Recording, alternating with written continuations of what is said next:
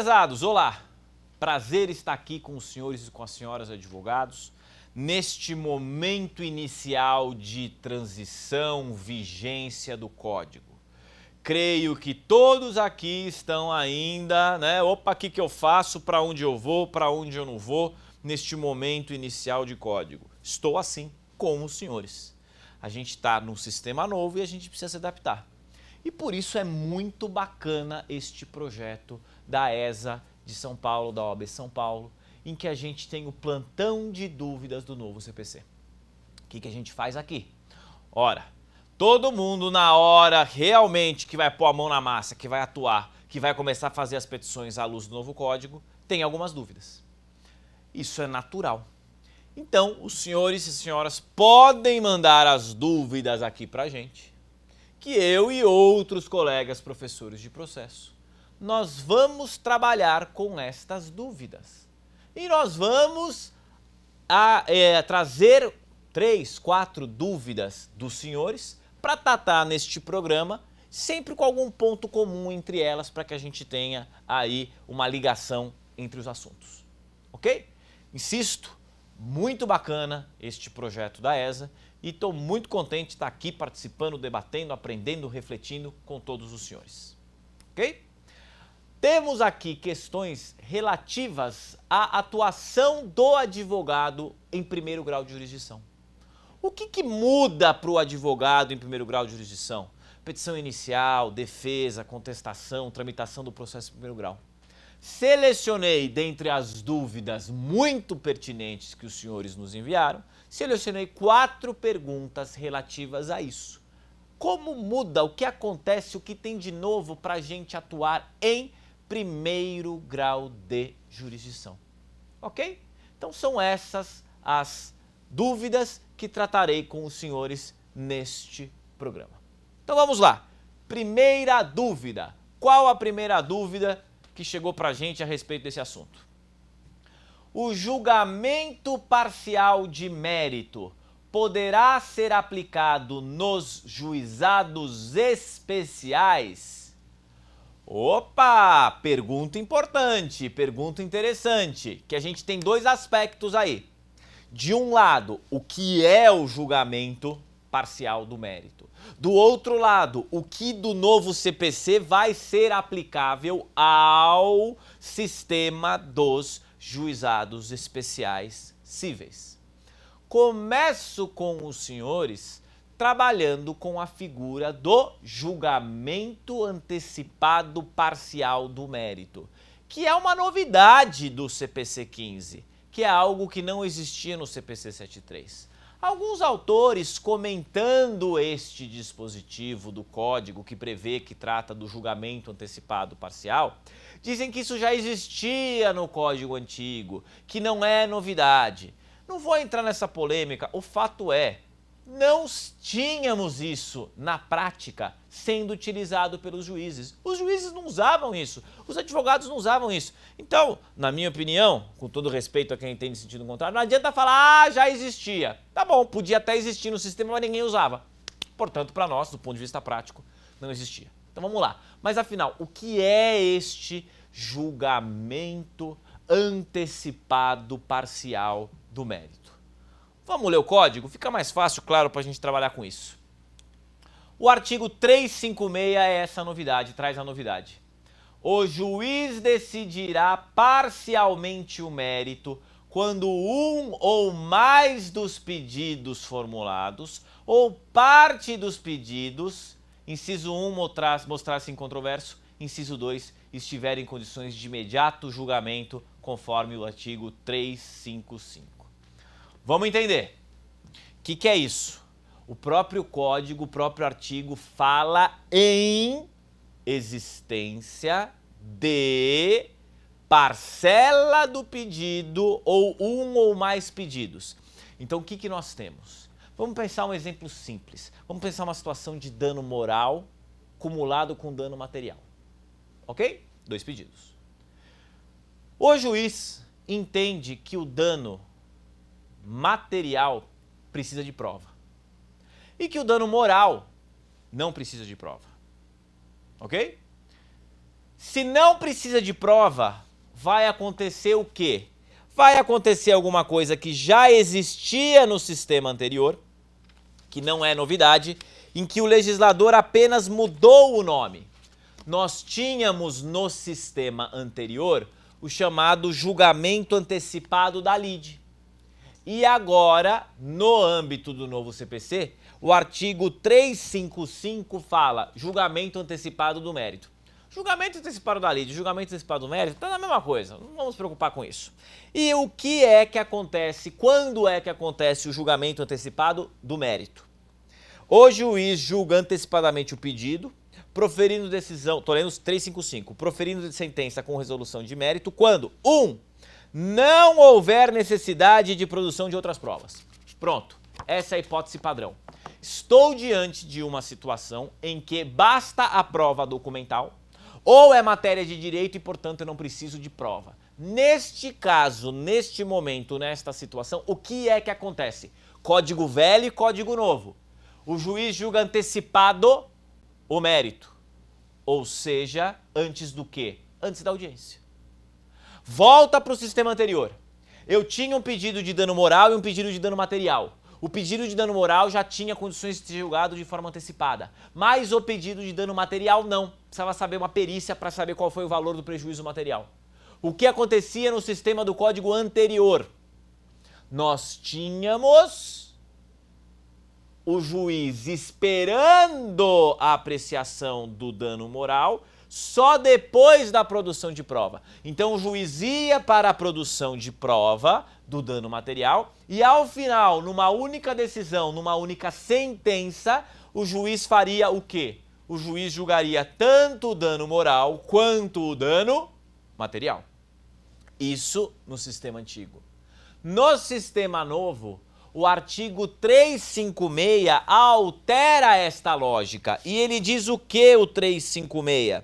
O juiz decide parcialmente o mérito quando um dos pedidos formulados estiver em condições de imediato julgamento, ou seja, estiver em condições de julgamento antecipado do mérito.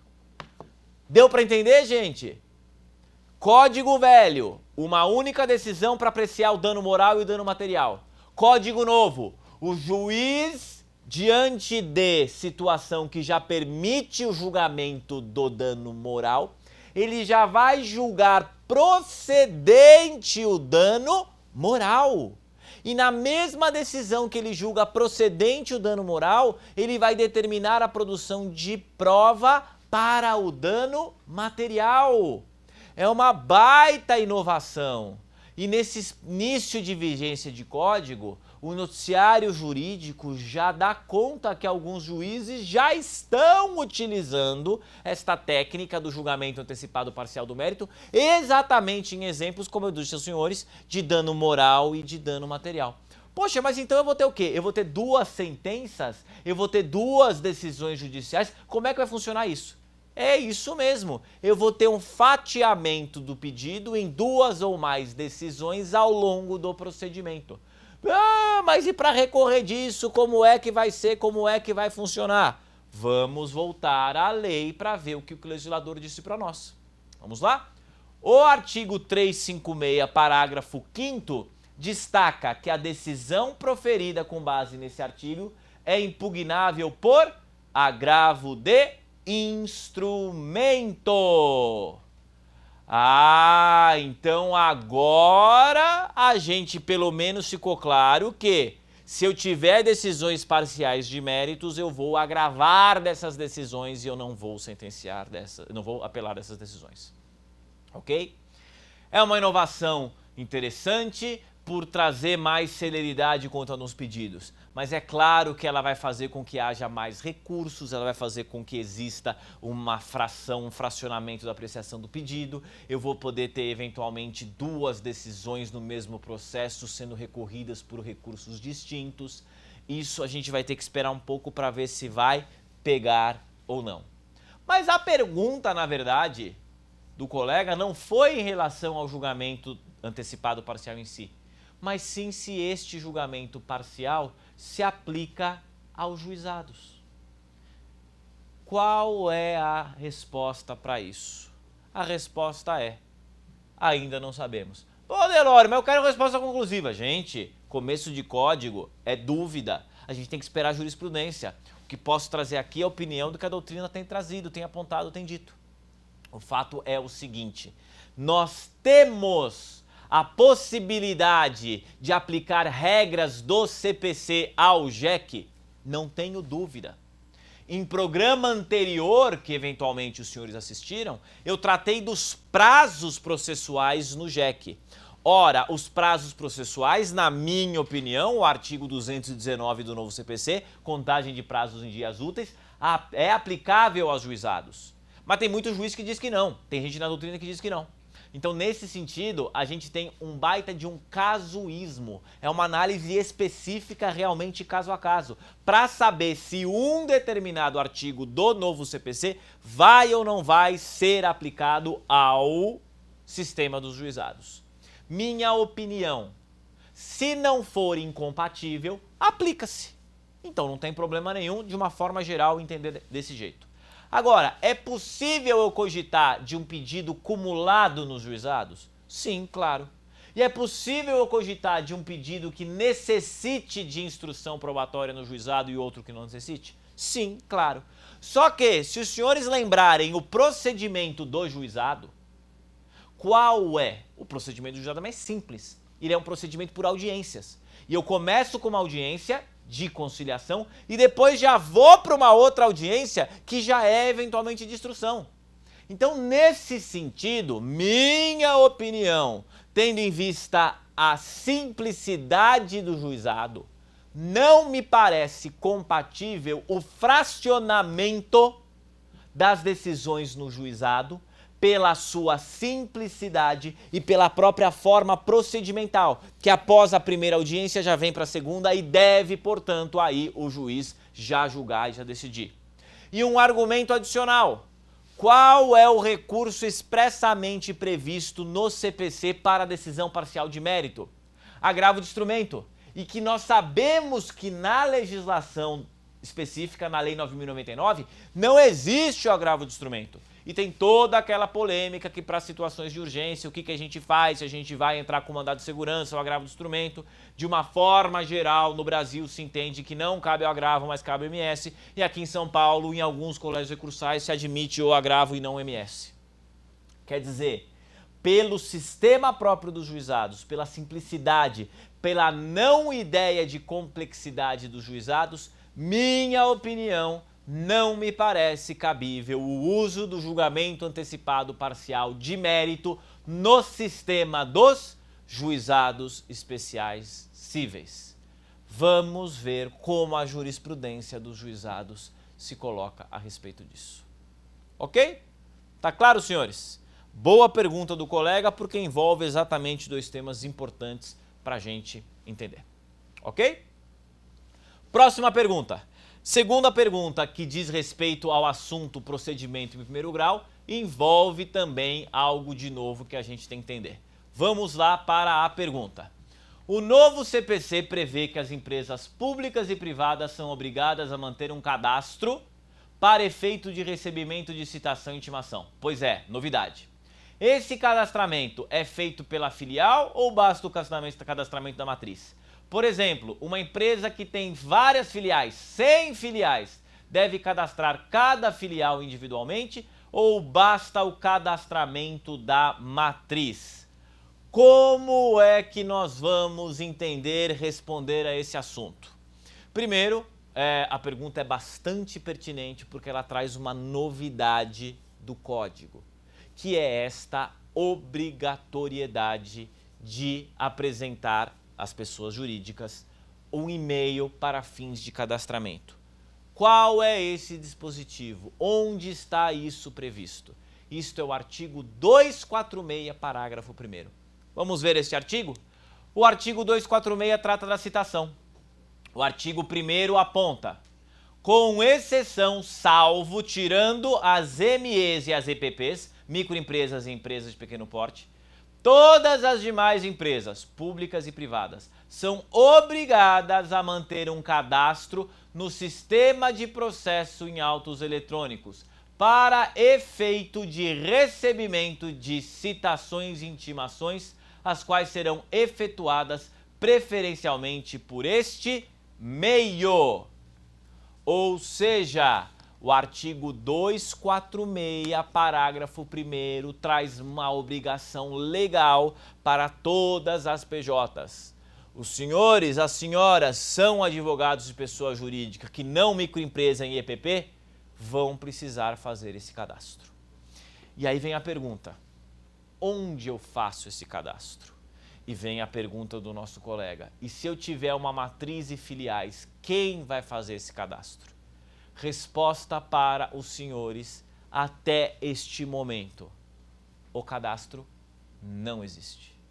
Pô, mas o código já entrou em vigor. Eu sei. Ah, mas e o período da vacácio? Eu sei. Os tribunais não se prepararam para isso.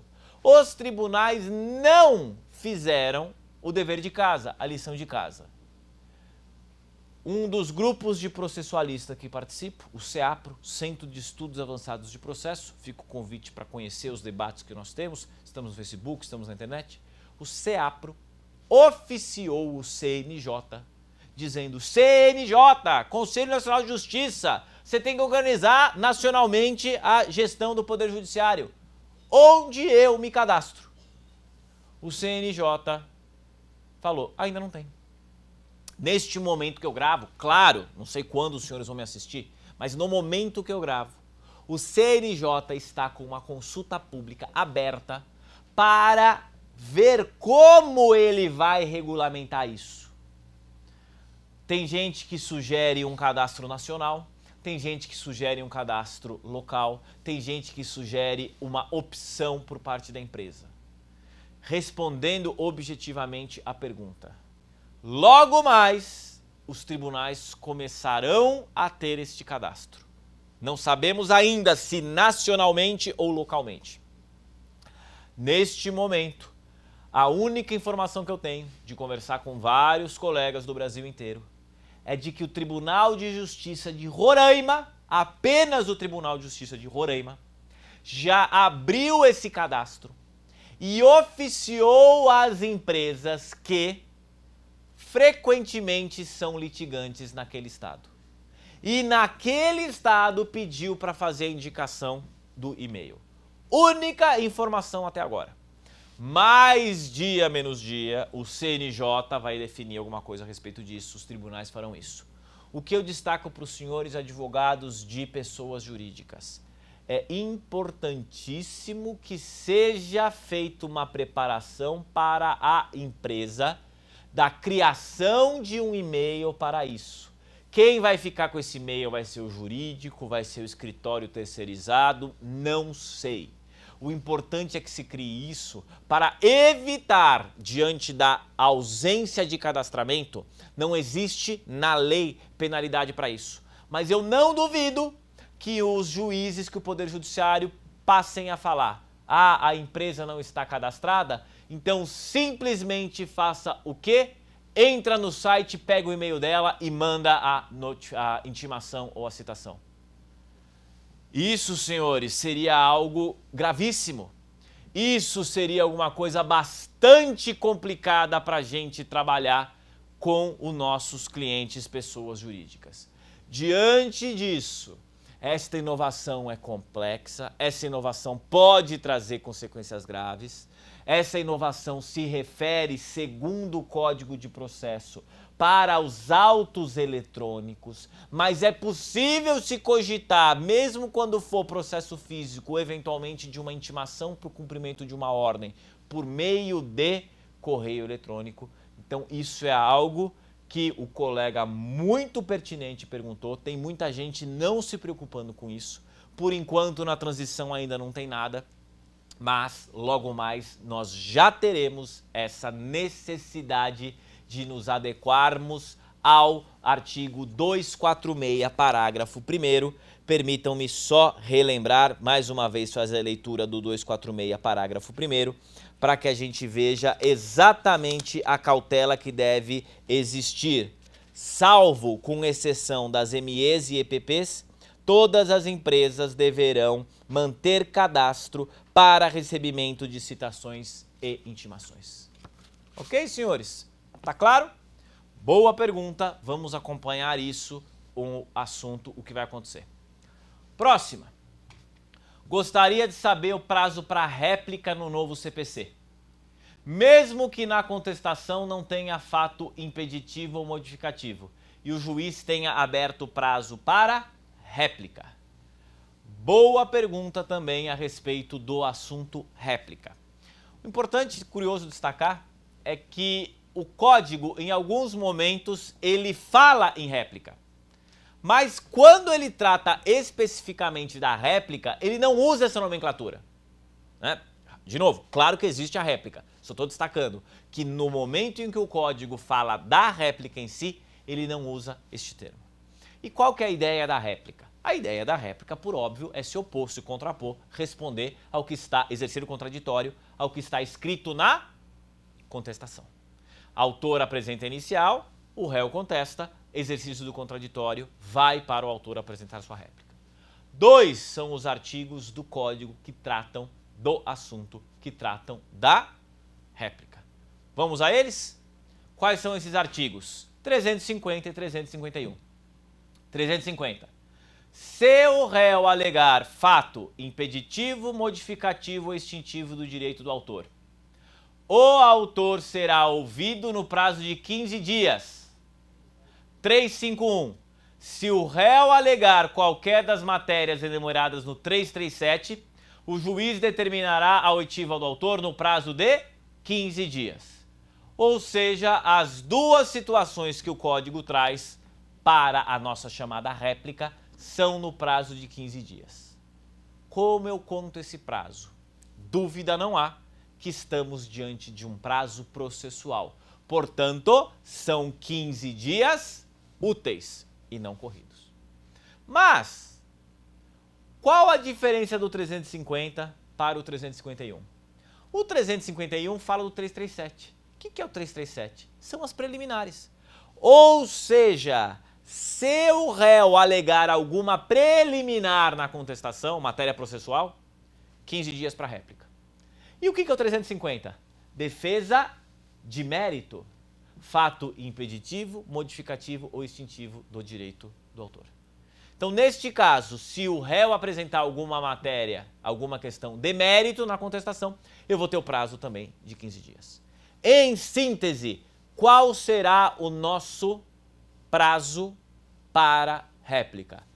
15 dias, contados de forma útil, não dias corridos. Mas sempre vai ser de 15 dias? Resposta, sim, sempre de 15 dias. Mas teria alguma situação em que eu não teria de apresentar a réplica? A rigor técnico, sim. Porque pode o réu apresentar na sua contestação defesa de mérito, negando a afirmação do autor. É a chamada defesa direta de mérito. Então o réu nega o que o autor disse, mas ele não traz um fato modificativo, extintivo do direito do autor.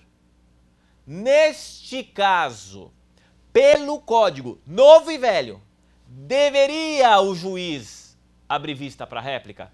Pela técnica, pelo rigor técnico, não! Só que a praxe mostrou o seguinte: se o juiz não abre sempre para a réplica, o autor vai reclamar.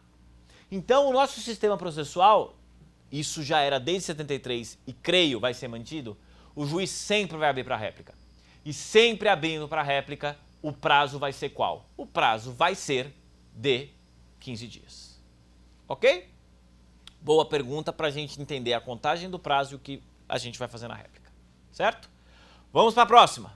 Próxima pergunta. Tenho uma dúvida quanto à contestação. No novo CPC, ela deve concentrar todos os meios de defesa, inclusive as impugnações? Quais os outros tópicos que devem constar da contestação?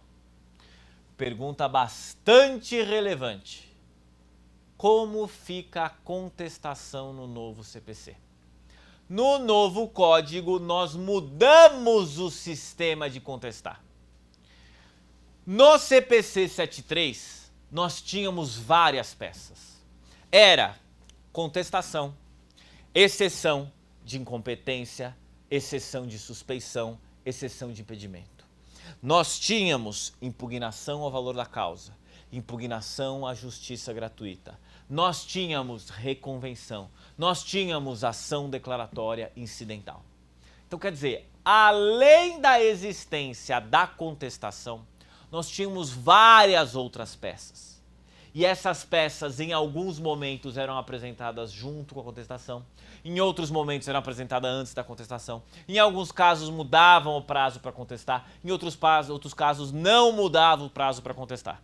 Então nós tínhamos todo um sistema com várias peças.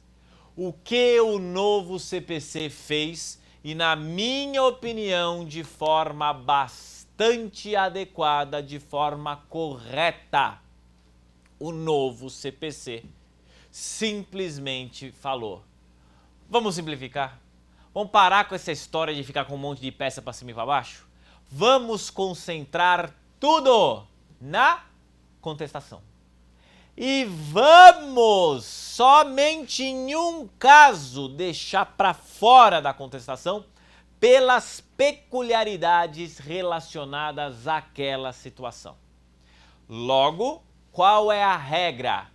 Tudo aquilo que eu alegava em peças apartadas, agora eu vou alegar na própria contestação. Ou seja, impugnação ao valor da causa, preliminar de contestação agora. Impugnação à justiça gratuita, preliminar de contestação agora. Exceção de incompetência relativa, preliminar de contestação agora. Reconvenção, eu alego na própria contestação num tópico próprio.